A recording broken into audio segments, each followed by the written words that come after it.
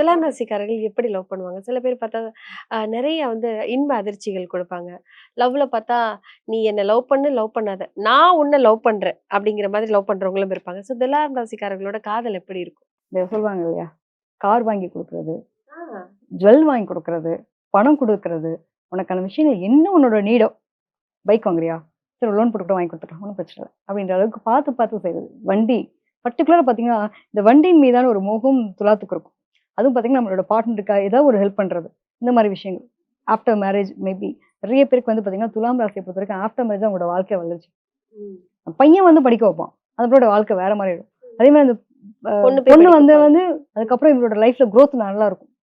So இந்த மாரி ஒருத்தருக்கு ஒருத்தர் விட்டு குடுத்து நாங்க வந்தாங்க 2 பேரும் சேர்ந்து ஒரு பிசினஸ் ஸ்டார்ட் பண்ணோம். இன்னைக்கு ஓஹோன்னு போயிட்டுருக்கோம். நெறைய பேர் சொல்றத கேள்விப்பட்டுருக்கோம்.